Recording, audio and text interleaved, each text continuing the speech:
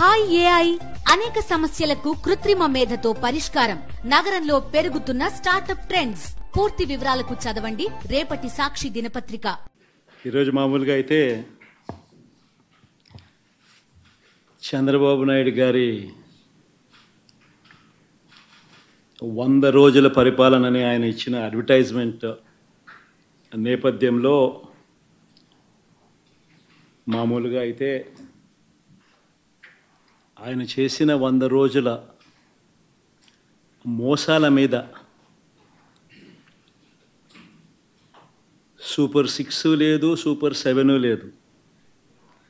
ఎన్నికలప్పుడు ఏదైతే తాను మాట చెప్పాడో, ఎన్నికలప్పుడు ఏదైతే తాను చేస్తాను అని ప్రజలను నమ్మించాడో, ఆ నమ్మించిన చంద్రబాబు ఈ 100 రోజుల పరిపాలన మీద ఈరోజు పేపర్లో ఒక అడ్వర్టైజ్మెంట్ ఇచ్చాడు. 100 రోజుల్లో మంచి ప్రభుత్వం తనది అని చెప్పి తాను చెప్పుకుంటూ, ఆ మంచి ప్రభుత్వం తనది అని చెప్పి ప్రతి ఇంటికి కూడా గ్రామ సచివాలయాల్లోని సిబ్బంది వెళ్ళి ప్రజలను కలిసి స్టిక్కర్లు అతికియాలని చెప్పి ఆ అడ్వర్టైజ్మెంట్ చూసిన తర్వాత నాకు నిజంగా ఈ మనిషి హయాంలో ఈ 100 రోజుల పాలనకు సంబంధించి ఈ 100 రోజుల్లో చంద్రబాబు నాయుడు గారు చేసిన పాలన ఏమిటి అన్నది ఒకసారి గమనిస్తే, ఈ 100 రోజుల్లో సూపర్ 6 లేదు, సూపర్ 7 లేదు. ప్రజలకిచ్చిన మాట,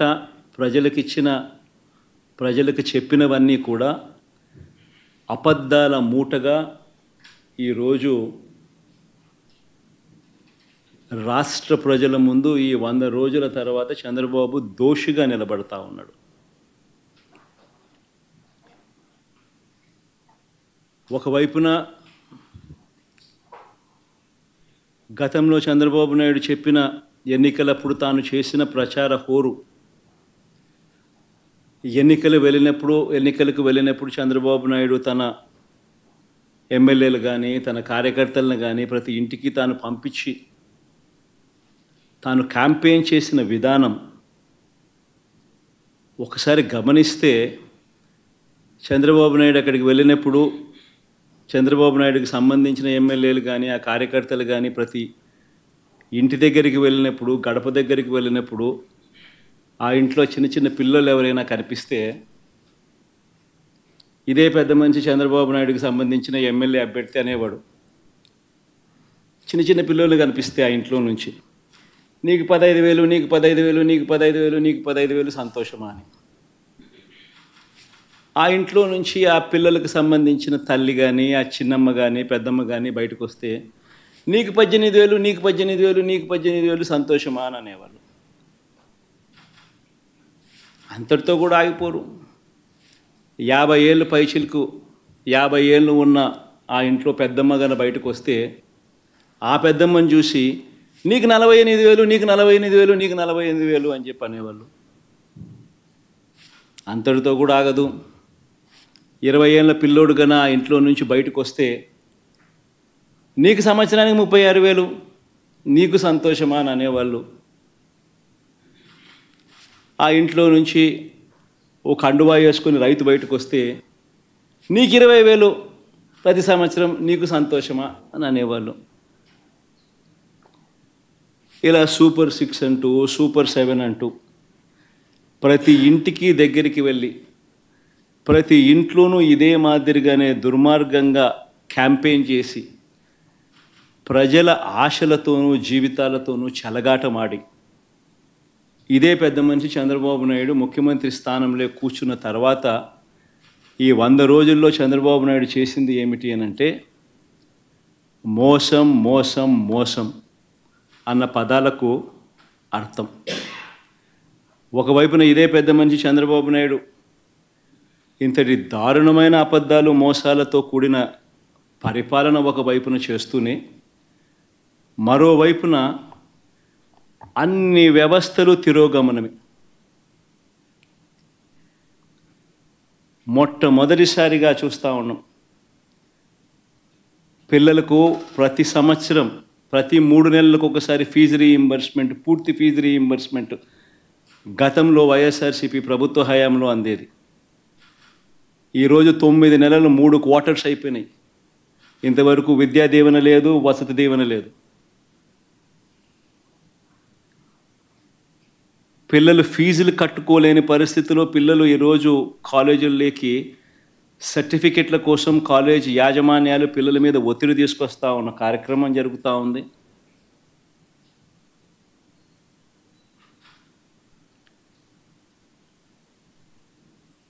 బడులన్నీ పూర్తిగా నిర్వీర్యమైపోయాయి. గోరుముద్ద గాలికి ఎగిరిపోయింది. ఇంగ్లీష్ మీడియం చదువులు అటకెక్కాయి. టోఫుల్ తీసేశారు. సిబిఎస్ఈ కూడా అదే బాటలో తీసేసే కార్యక్రమం జరుగుతూ ఉంది. వైద్య రంగం తీసుకున్న అదే పరిస్థితి. ఆరోగ్యశ్రీ బిల్స్ దాదాపుగా 2,000 కోట్ల రూపాయలు పైచిలుకు పెండింగ్.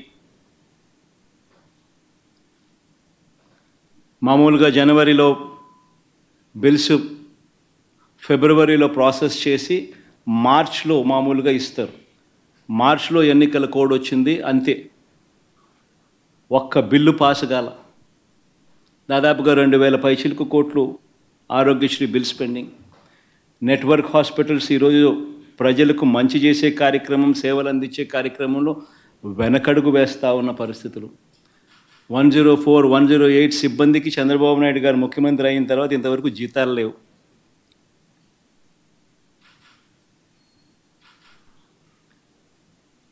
ఆరోగ్య ఆసరా గురించి పట్టించుకునే నాతుడు లేడు.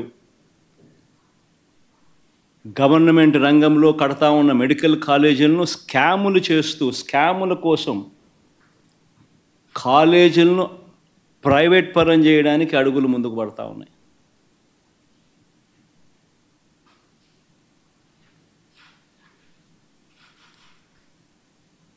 తిరోగమనం. వ్యవసాయం అయితే పూర్తిగా చంద్రబాబు నాయుడు గారి హయాంలో రైతు పూర్తిగా రోడ్డున పడ్డాడు. రైతులకు అందాల్సిన పెట్టుబడి సహాయం 20,000 ఇస్తానన్నాడు, ఇంతవరకు రూపాయిల. అంతవరకు రైతులకు మామూలుగా వ్యవసాయం మొదలయ్యే టయానికి గత ప్రభుత్వంలో మా హయాంలో వస్తూ ఉన్న రైతు భరోసా పెట్టుబడి సహాయం కూడా ఇవ్వకుండా ఎగరగొట్టాడు. రైతులకు పెట్టుబడికి సహాయం పోయింది. రైతులకు ఉచిత పంటల బీమా ఎగిరిపోయింది. రైతులకు ఈ క్రాపింగ్ లేదు.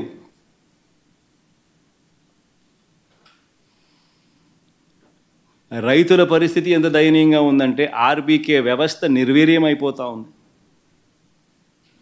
మళ్ళీ క్యూలు కనిపిస్తూ ఉన్నాయి. వ్యవసాయ సలహా మండళ్ళు రద్దయిపోయినాయి.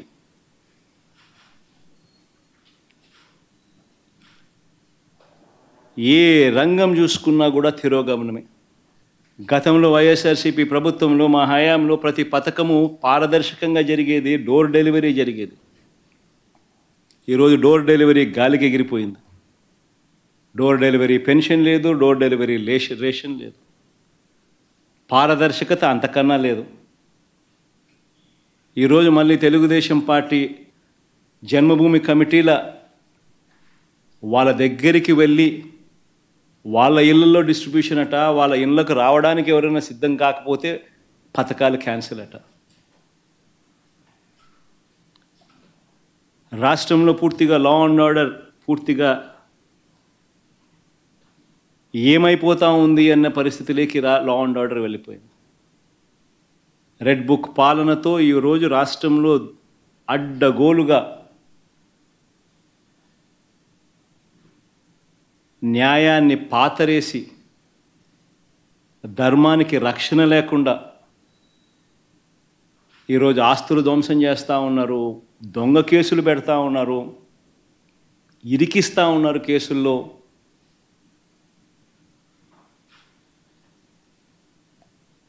ఇష్టం వచ్చినట్టుగా రాజ్య పరిపాలన చేస్తూ ఉన్నారు. అన్ని రకాలుగా ఫెయిల్ అయిపోయిన ఈ ప్రభుత్వం చివరికి ప్రతి అతుగులోనూ డైవర్షనే, ప్రతి అడుగులోనూ డైవర్షనే. ఈ డైవర్షన్ పాలిటిక్స్ అన్నిటివి ఏ స్థాయిలో ఉన్నాయి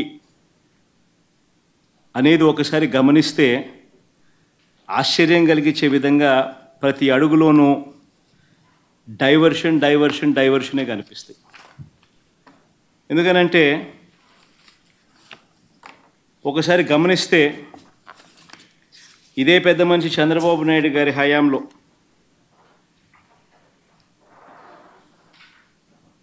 రాష్ట్రంలో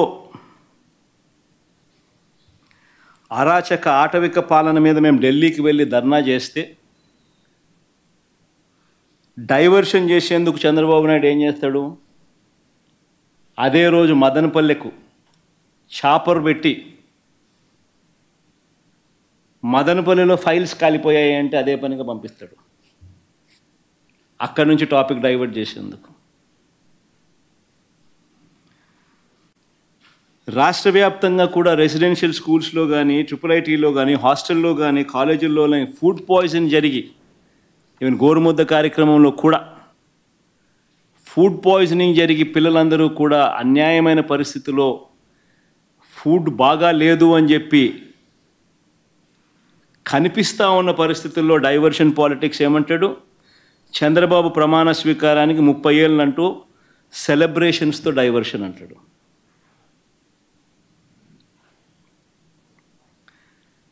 చంద్రబాబు నాయుడు స్కిల్ స్కామ్లో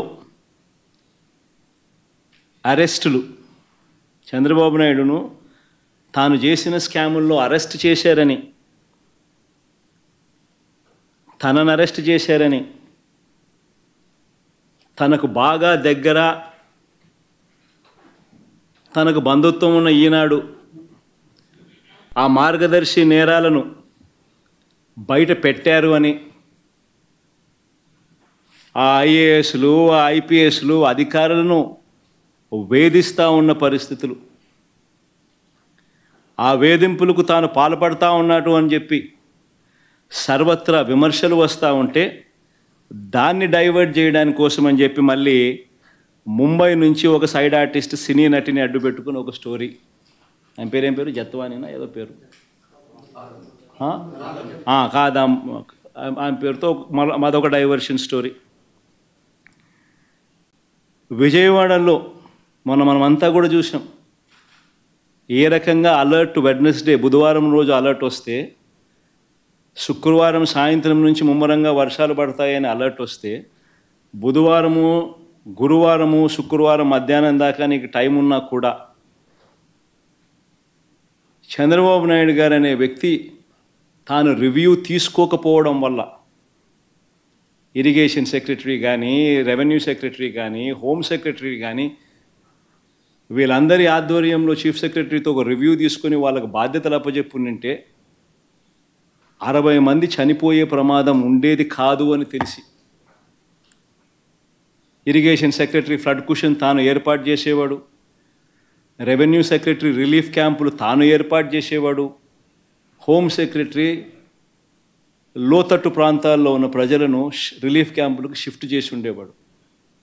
ఇవేవి కూడా చంద్రబాబు నాయుడు చేయకపోవడం వల్ల విజయవాడలో ఏ రకంగా, విజయవాడనే కాదు ఏలేరు కూడా అదే రకంగానే మిస్మేనేజ్మెంట్, మ్యాన్ మేడ్ ఫ్లడ్స్ ఏ రకంగా క్రియేట్ చేసి ఏ రకంగా చంద్రబాబు నాయుడు అన్ని రకాలుగా ఫెయిల్ అయిపోయిన పరిస్థితి కనిపించిన నేపథ్యంలో దాన్ని డైవర్ట్ చేసేందుకు ఈ పెద్ద మనిషి చంద్రబాబు నాయుడు ప్రకాశం బ్యారేజీలో బోట్లంట, ఆ బోట్లతో బ్యారేజీని ధ్వంసం చేయడానికి ప్రయత్నించారంటూ ఇంకొక డైవర్షన్ టాక్టిక్.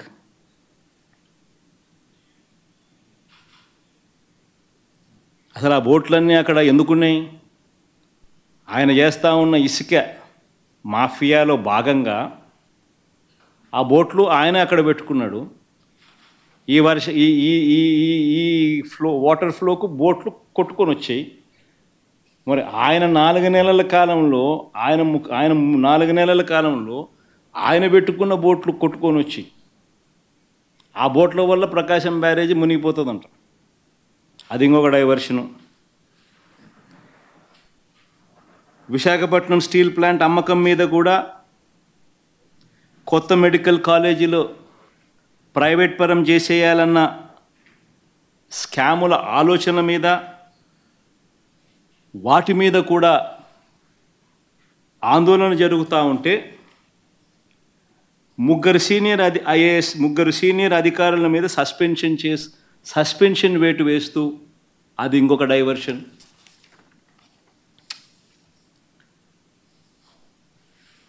చివరికి 100 రోజుల పాలన మీద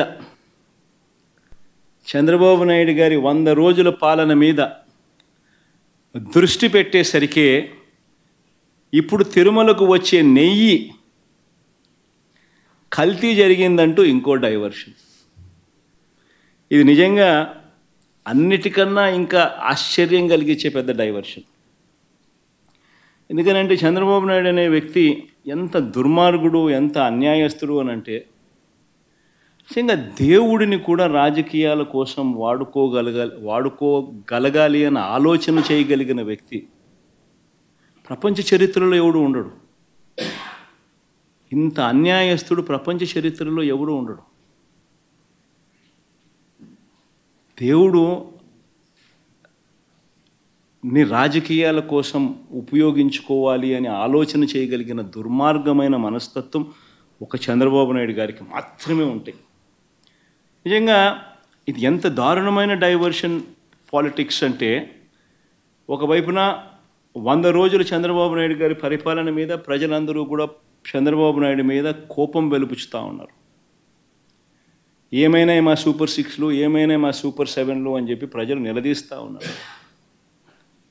ఇలాంటి నేపథ్యంలో ప్రజల మనసును డైవర్ట్ చేసేందుకు చంద్రబాబు నాయుడు చేస్తూ ఉన్న అతి దుర్మార్గమైన ఆలోచన ఈ కట్టుకథ. నిజంగా ఈ కట్టుకథ ఎంత దుర్మార్గము అనేది నేను మీ అందరికీ కూడా ఒక కొద్ది నిమిషాలు మీ టైంలో ఇస్తే నేను ఎక్స్ప్లెయిన్ చేస్తా. మీరే ఆలోచన చేయమని చెప్పి కూడా మిమ్మల్ని అందరినీ కూడా నేను కొడతా ఉన్నా. ఇంత దుర్మార్గపు పని చేయగలుగుతారా ఎవరైనా? చేయడం ధర్మమేనా అని అందరూ ఆలోచన చేయమని అడుగుతా ఉన్నా. ఎందుకనంటే కారణం ఏమిటనంటే, ఈరోజు తిరుమలకు స్వామివారికి వచ్చే ఈ నెయ్యి, ఈ తిరుమలకు వచ్చే ఈ నెయ్యి చంద్రబాబు నాయుడు గారు అన్న మాటలు దీనికి సంబంధించి, ఈ నెయ్యిలో కల్తీ జరిగింది అంటూ తాను అన్న మాటలు నిజంగా ఎంత దారుణమైన మాటలు అంటే, నాసరికమైన ఇంగ్రీడియంట్స్ వాడారని, తిరుపతి లడ్డులో యానిమల్ ఫ్యాట్ గీక్ బదులు వాడినారని,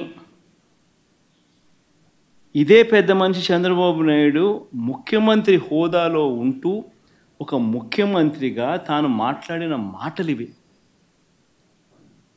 నిజంగా ఒక ముఖ్యమంత్రిగా ఉన్న వ్యక్తి ఈ మాదిరిగా అబద్ధాలు ఆడడం ధర్మమేనా? కొన్ని కోట్ల మంది వెంకటేశ్వర స్వామి భక్తులు దేశవ్యాప్తంగా కాదు ప్రపంచవ్యాప్తంగా ఉన్నారు. వారందరి మనోభావాలతో ఆడుకోవడం ధర్మమేనా? నిజంగా అసలు ప్రొసీజర్ ఏంది, ప్రక్రియ ఏంది, ఎలా జరుగుతుంది అన్నది నిజంగా కూడా అందరూ ఒక్కసారి ఆలోచన చేయాలి. ఈరోజు ఈ నెయ్యి సప్లై చేసే ఈ కార్యక్రమం ఏదైతే జరుగుతూ ఉందో, ఇదేదో కొత్తగా జరిగే కార్యక్రమం కాదు. ఇది ప్రతి 6 నెలలకు ఒకసారి ఇది రొటీన్గా రెగ్యులర్గా జరిగే కార్యక్రమం. ప్రతి 6 నెలలకు ఒకసారి ఆన్లైన్లో టెండర్లు పిలుస్తారు. ఆ ఆన్లైన్లో పిలిచిన టెండర్లకు ఆధారంగా కంపెనీలు కోట్ చేస్తాయి. L1 ఎవరికి వస్తారో వాళ్ళని బోర్డు అప్రూవ్ చేస్తుంది. ఇది రొటీన్గా 6 నెలలకు ఒకసారి రొటీన్గా జరిగే కార్యక్రమం. మరి రొటీన్గా జరిగే ఈ కార్యక్రమం ఏదైతే ఉందో, దీనికి సంబంధించి ఆ క్వాలిఫికేషన్ క్రైటీరియా ఇటువంటివన్నీ కూడా కొత్తగా మార్చింది ఏమీ ఉండదు. ఎవడు మార్చేది ఏమీ లేదు, కొత్తగా మార్చింది అంతకన్నా లేదు. ఎప్పటి నుంచో జరుగుతున్న ఈ క్వాలిఫికేషన్ క్రైటీరియా తిరుమల తిరుపతికి సంబంధించిన వెంకటేశ్వర స్వామికి సంబంధించిన లడ్డు అనేది ఎంత ప్రసిద్ధికాంచిన లడ్డు అంటే దానికి సంబంధించిన లడ్డు తయారీలో వాడే ఈ నెయ్యి కానీ వాడే ఇంగ్రీడియంట్స్ కానీ ఇవన్నీ కూడా దశాబ్దాలుగా జరుగుతూ ఉన్నాయి. ఇవన్నీ ప్రొక్యూర్మెంట్ ప్రాసెస్ అనేది ఇదేం కొత్తగా ఎవడు వచ్చి చేసేది ఏమీ లేదు, ఎవడు కొత్తగా దాంట్లో ఏలు పెట్టేది లేదు. రొటీన్గా జరిగే ఈ కార్యక్రమం 6 నెలలకు ఒకసారి రొటీన్గా జరిగే కార్యక్రమంలో ఎవరు L1గా వస్తారో వారికి ఇస్తారు. మరి ఎవరు సప్లై చేసినా కూడా, మరి ఎవరికి L1గా వస్తారు, ఎవరు సప్లై చేసినా కూడా వాళ్ళు ప్రతి ఒక్కరూ కూడా వారు సప్లై చేసిన ప్రతి ట్యాంకర్తో పాటు, వెరీ ఇంపార్టెంట్ ఈ పాయింట్, వాళ్ళు సప్లై చేసిన ప్రతి ట్యాంకర్ నెయ్యితో పాటు వాళ్ళు NABL సర్టిఫై చేసిన సంస్థ నుంచి, అంటే NABL అంటే నేషనల్ అక్రెడిటేషన్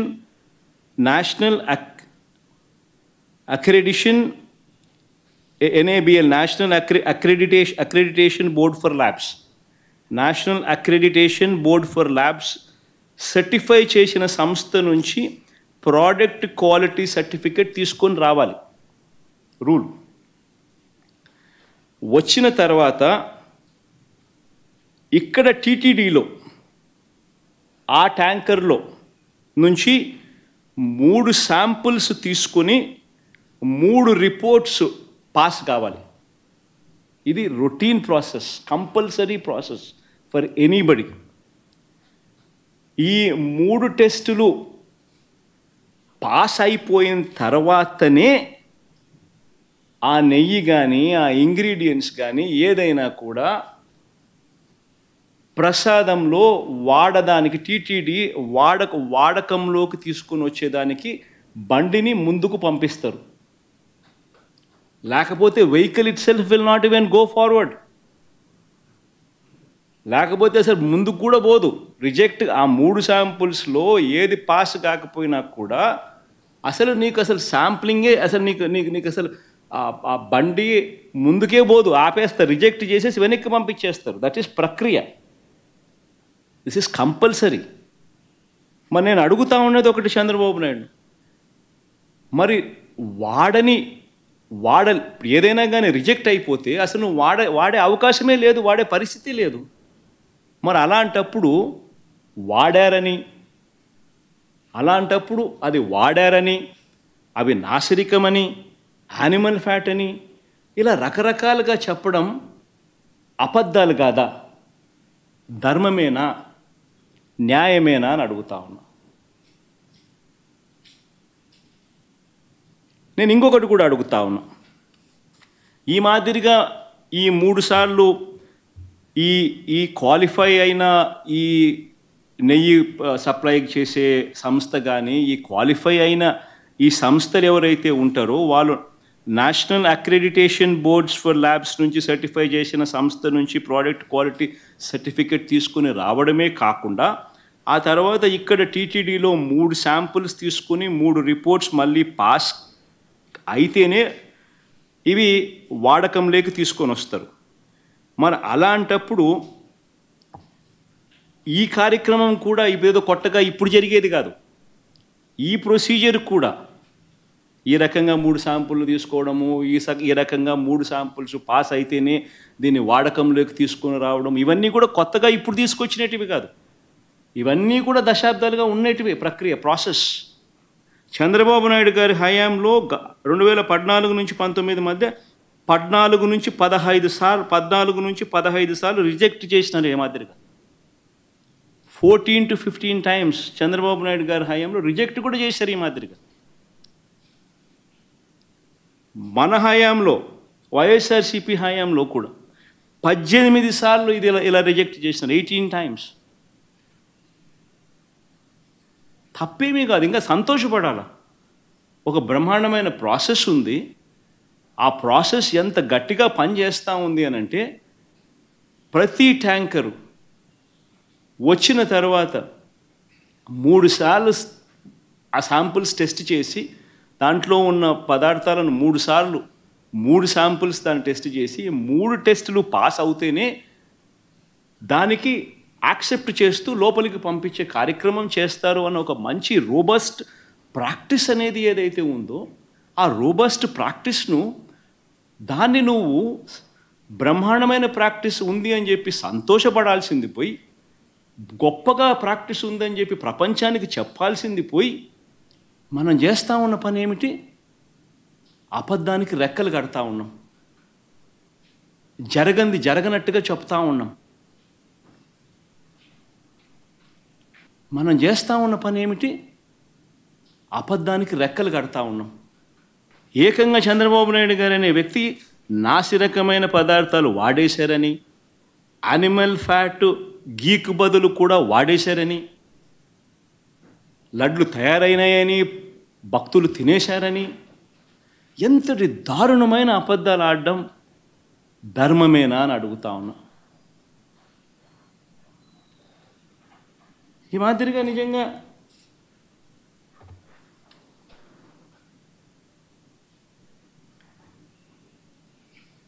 ఆశ్చర్య కలిగించే విషయం ఇంకొకటి చెప్పాలి. అసలు ఈ రిపోర్టు రిజెక్ట్ అయిన రిపోర్టు మొట్టమొదటిసారి జూలై 12వ తారీఖున, అంటే ఎవరి హయాంలో, ఎవరు ముఖ్యమంత్రి? జూలై 12వ తారీఖున శాంపుల్స్ తీసుకున్నారు. అంటే ఎవరు ముఖ్యమంత్రి, ఎవరి హయాంలో ఇది? చంద్రబాబు నాయుడు గారు సాక్షాత్తుగా ముఖ్యమంత్రిగా ఉన్న హయాంలో. ఆయన జూన్ 4న ఎన్నికల్లో రిజల్ట్స్ అయినాయి. జూలై 12 ఆయనే ముఖ్యమంత్రి. ఆయన ముఖ్యమంత్రిగా ఉండగా శాంపుల్స్ జూలై 12వ తారీఖున శాంపుల్స్ తీసుకున్నారు. వచ్చిన ట్యాంకర్, ఒక ట్యాంకర్ తిరుపతికి ఆ టైంలో వస్తే, ఈ నెయ్యి సప్లై చేసే ట్యాంకర్ వస్తే దాంట్లో నుంచి శాంపుల్స్ తీసుకున్నారు. ఈ శాంపుల్ను 17వ తారీఖున 17న అంటే వాళ్ళ టెస్టులన్నీ చేసి, ఆ 3 టెస్టులు అక్కడే వాళ్ళు చేస్తారు, చేసిన ఆ టెస్టులు సరిగ్గా రాలేదు కాబట్టి ఆ శాంపుల్స్ను 17వ తారీఖున ఎన్డీడీబీకి పంపించినారు, నేషనల్ డైరీ డెవలప్మెంట్ బోర్డుకు. వాళ్ళు 23వ తారీఖున రిపోర్ట్ ఇచ్చినారు.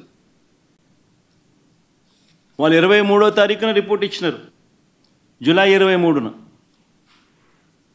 అవును, రిజెక్ట్ అయింది. నేను ఒకటే అడుగుతా ఉన్నా, జూలై 23వ తారీఖు నుంచి 2 నెలలు చంద్రబాబు నాయుడు ఏం చేస్తూ ఉన్నాడు? 2 నెలల తర్వాత ఇప్పుడు చంద్రబాబు నాయుడు గారి 100 రోజుల పరిపాలన మీద అడ్వర్టైజ్మెంట్ ఇచ్చినప్పుడు ప్రజలు సూపర్ 6 ఏమైంది, సూపర్ 7 ఏమైంది అని చెప్పి ప్రజలు చంద్రబాబు నాయుడు నిలదీస్తూ ఉన్నప్పుడు టాపిక్ డైవర్ట్ చేసేందుకు జూలై 23వ తారీఖున ఇచ్చిన రిపోర్టును ఇప్పుడు తీసి ఆ రిపోర్టును వక్రభాష్యం చేస్తూ ఆ రిపోర్ట్లో నుంచి ఈ మనిషి నోటికొచ్చినట్టుగా ఇష్టం వచ్చినట్టుగా అబద్ధాలు ఆడడం మొదలుపెట్టాడు. ధర్మమేనా అని అడుగుతా ఉన్నా. ఇంకొకటి ఆశ్చర్యకరమైన విషయం కూడా చెప్పాలి. ఆశ్చర్యకరమైన రిపోర్ట్ ఏంటంటే, పోనీ రిపోర్ట్ ఏమిటి అని ఒకసారి చూద్దాం. ఇది రిపోర్ట్.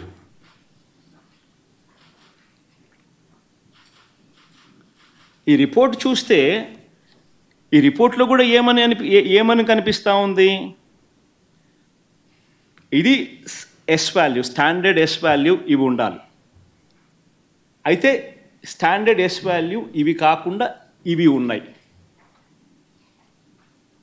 అంటే డీవియేషన్ ఉంది, are falling out of the range. If any S value falls outside the corresponding limits, sample to contain foreign fat అని చెప్తా ఉన్నారు. However, under the circumstances listed before, a false positive result can be obtained అని కూడా చెప్తా ఉన్నారు. What are those kind of circumstances అని చూస్తే, if the sample is obtained from bovine milk other than cow's milk. If the sample is obtained from cows which received an exceptionally high feeding of pure vegetable oils such as repressed oil, cotton or palm oil, etc. Exception చెప్తా ఉన్నాను. Or if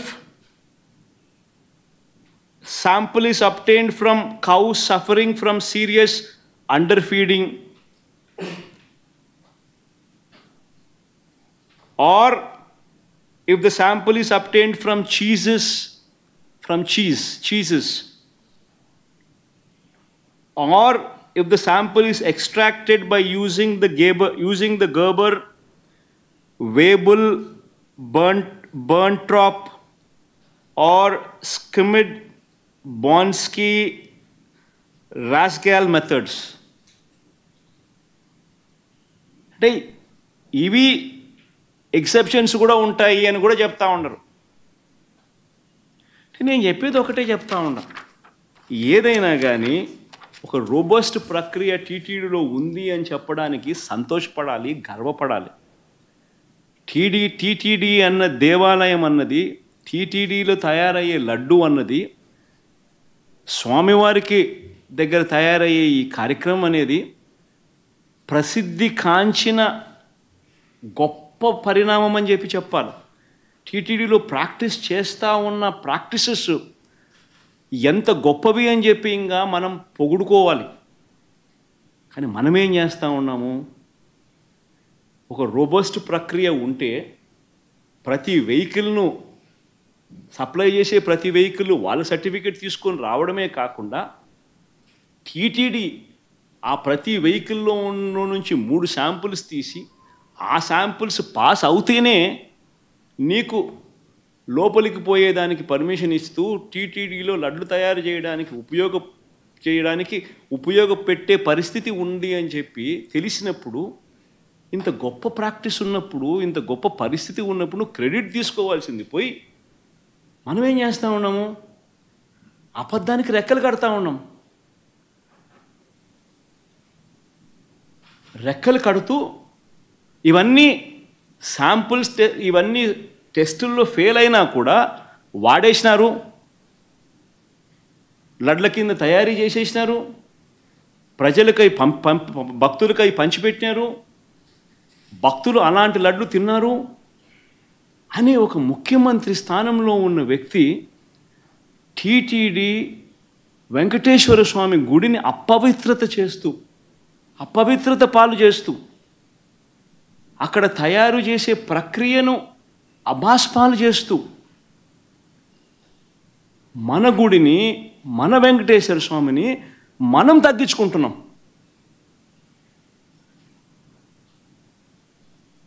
ఇంతకన్నా దారుణమైన పరిస్థితులు ఎప్పుడైనా రాష్ట్ర చరిత్రలో ఎక్కడైనా జరుగుతాయా? ప్రతి ఒక్కరు కూడా దీని గురించి ఆలోచన చేయాలని చెప్పి నేను అడుగుతా ఉన్నా. వీళ్ళు చెప్పే మరో దుష్ప్రచారం, కర్ణాటక మిల్క్ ప్రొడ్యూసర్స్ ఫెడరేషన్ KMFకు ఉద్దేశపూర్వకంగానే ఆ కంపెనీ బ్రాండ్ నందినికి నెయ్యి కాంట్రాక్ట్ ఇవ్వలేదని ఆరోపిస్తున్నారు. ఆశ్చర్యకరమైనది. టెండర్లు పిలుస్తారు, ఎవరైనా పార్టిసిపేట్ చేయొచ్చు. ఇదే చంద్రబాబు నాయుడు గారి హయాంలో 2015 నుంచి 2018 అక్టోబర్ వరకు KMFకు చెందిన బ్రాండ్ ఎందుకు లేదని అడుగుతా ఉన్నాను. లేదు KMF బ్రాండ్ 2015 నుంచి 2018 అక్టోబర్ వరకు మరి ఎందుకు లేదు?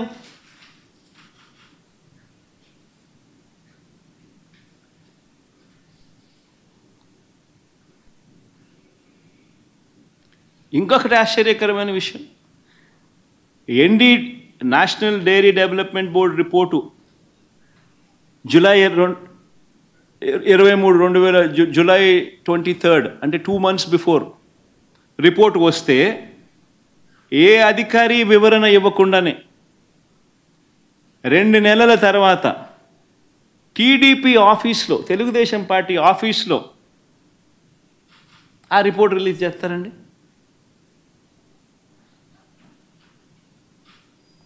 అదే 100 రోజుల ఈయన పాలన మీద అడ్వర్టైజ్మెంట్ ఇచ్చిన రోజు.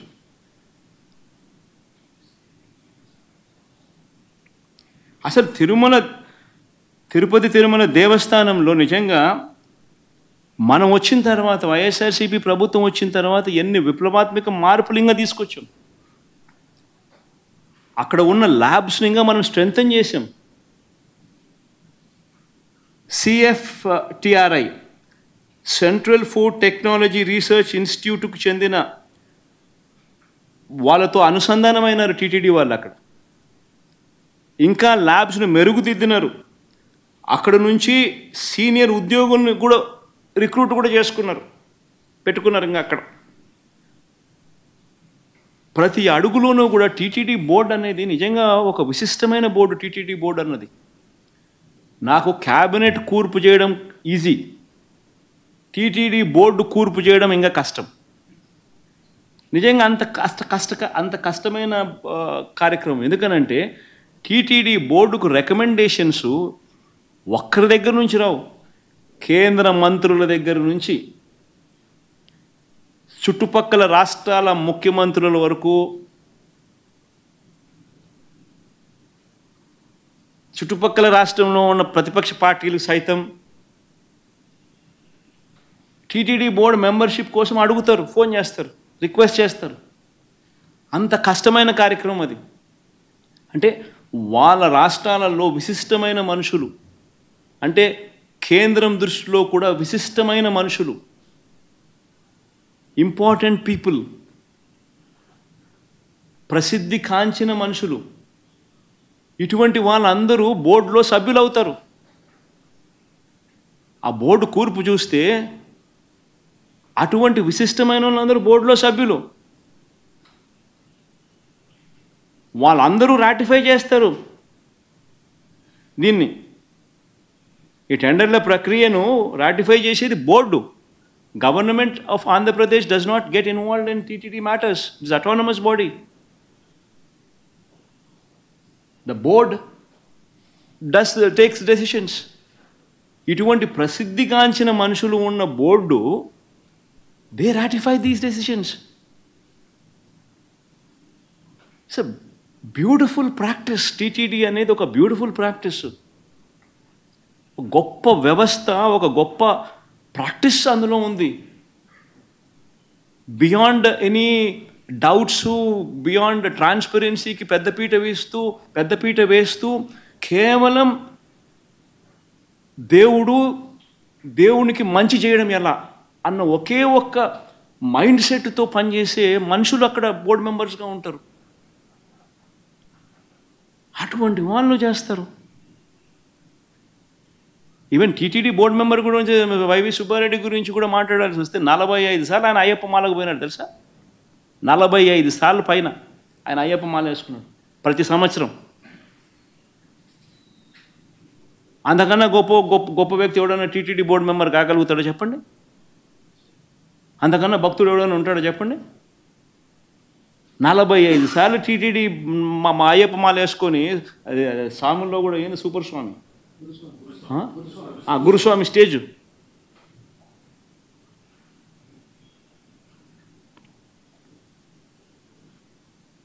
కరుణాకర్ రెడ్డి కూడా ఈక్వలీ రెప్యూటెడ్ మ్యాన్.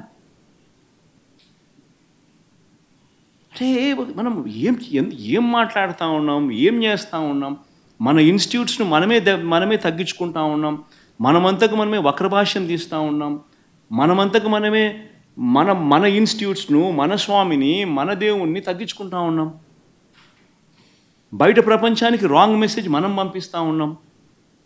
ఇంత గొప్ప ప్రాక్టీసెస్ ఉన్నాయనే దానికి చెప్పుకోలేక, ఉన్నది చెప్పుకోవడం ఇష్టం లేక, కేవలం బురదయ్యాలన్న ఆలోచనతో, దుర్బుద్ధితో మనం ఏం చేస్తూ ఉన్నాం?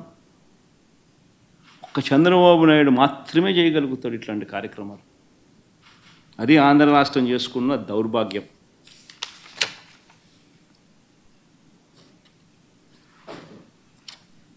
నిజంగా టీటీడీలో వైఎస్ఆర్సీపీ వచ్చిన తర్వాత జరిగిన అనేక మంచి కార్యక్రమాలు, ఒకటి కాదు, రెండు కాదు, అనేక మంచి కార్యక్రమాలు జరిగాయి. వైఎస్ఆర్సీపీ ప్రభుత్వం వచ్చిన తర్వాతే నవనీత సేవ మొదలుపెట్టాం. దీనికోసం స్వచ్ఛమైన ఈ నవనీత సేవ మొదలైంది. దీనికోసం స్వచ్ఛమైన నెయ్యి తయారీకి కొండ మీద ప్రత్యేక గోశాలను కూడా పెట్టాం. శ్రీవారి ఆలయంలో అర్చకుల జీతాలు రెట్టింపు చేశాం. ఇంకా ప్రసాదాలు తయారు చేసే పాటు కార్మికులకు సర్వీస్ క్రమబద్ధీకరించడంతో పాటు వారి జీతాలు కూడా పెంచడం జరిగింది వైఎస్ఆర్సీపీ హయాంలోనే. చంద్రబాబు దేవాలయాలను కూల్చేస్తే దేశవ్యాప్తంగా జీర్ణ వ్యవస్థలో ఉన్న ఆలయాలను పునరుద్ధరణ కార్యక్రమం కూడా చేసింది వైఎస్ఆర్సీపీ హయాంలోనే. అమరావతిలో ఆలయాన్ని కట్టినా అది వైఎస్ఆర్సీపీనే. వైజాగ్లో ఆలయాన్ని కట్టినా అది వైఎస్ఆర్సీపీనే. భువనేశ్వర్లో ఆలయం కట్టినా అది వైఎస్ఆర్సీపీనే. హైదరాబాదులో జూబ్లీ హిల్స్లో ఆలయాన్ని కట్టినా అది వైఎస్ఆర్సీపీనే. జమ్మూ కాశ్మీర్ చెన్నైలో కూడా ఆలయాలు కట్టినా అది వైఎస్ఆర్సీపీనే. ఇవన్నీ కట్టింది వైఎస్ఆర్సీపీ హయాంలోనే, చంద్రబాబు హయాంలో కాదు. చివరికి అమెరికాలో కూడా ఆలయ నిర్మాణానికి మా హయాంలోనే టీటీడీ సహకరించింది.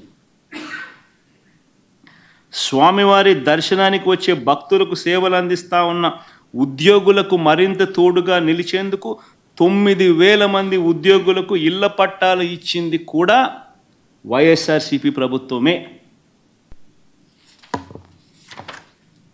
వైఎస్ఆర్సీపీ హయాంలోనే.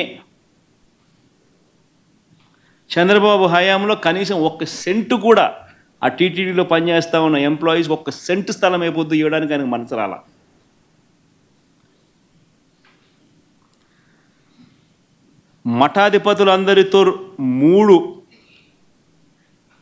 మఠాధిపతులందరితో కూడా విద్వత్ సదస్సులు నిర్వహించింది కూడా మేమే.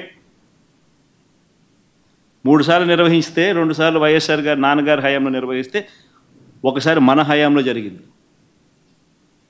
ఎప్పుడు చంద్రబాబు నాయుడు హయాంలో ఇలా మఠాధిపతులతో విద్వత్ సదస్సులు నిర్వహించే కార్యక్రమం ఎప్పుడు జరగల. ఏ రకంగా చూసుకున్నా కూడా ఏదైనా మంచి జరిగింది అని అంటే అది జరిగింది వైఎస్ఆర్సీపీ ప్రభుత్వ హయాంలోనే అని చెప్పడానికి ఇవన్నీ కూడా ఎగ్జాంపుల్స్. ఇష్యూని ఎంత పెద్ద చేసి పెడుతున్నారని అంటే వీళ్ళంతా ఆశ్చర్యం కలిగించే విధంగా ఒక అబద్ధానికి రెక్కలు కట్టి ఏ రకంగా వీళ్ళు దుష్ప్రచారం చేస్తూ ఉన్నారంటే, ఆ నేషనల్ టీవీ ఛానల్స్ కూడా ఒక్కొక్కసారి నేను చూస్తూ ఉన్నప్పుడు ఆ నేషనల్ టీవీ ఛానల్స్ కూడా వాళ్ళకు తెలిసి చేస్తూ ఉన్నారో తెలియకుండా చేస్తూ ఉన్నారో నాకు కూడా బాధ అనిపించింది. ఎందుకనంటే ఒక గొప్ప వ్యవస్థ, వెంకటేశ్వర స్వామి వ్యవస్థను రోడ్డు మీదకి తీసుకొచ్చే కార్యక్రమం చేస్తూ ఉన్నారు. ఏ తప్పు జరగకపోయినా కూడా తప్పు జరిగినట్టుగా చూపించి మన రాష్ట్ర పరువును, వెంకటేశ్వర స్వామి దేవాలయ పరువును బజారుకి ఇచ్చే కార్యక్రమం జరుగుతూ ఉంది. కాబట్టి ఇంగ్లీష్లో కూడా 4 మాటలు చెప్పి నేషనల్ టీవీ ఛానల్స్ కూడా జరుగుతూ ఉన్న విషయాల గురించి అవగాహన కల్పించాల్సిన అవసరం ఉంది.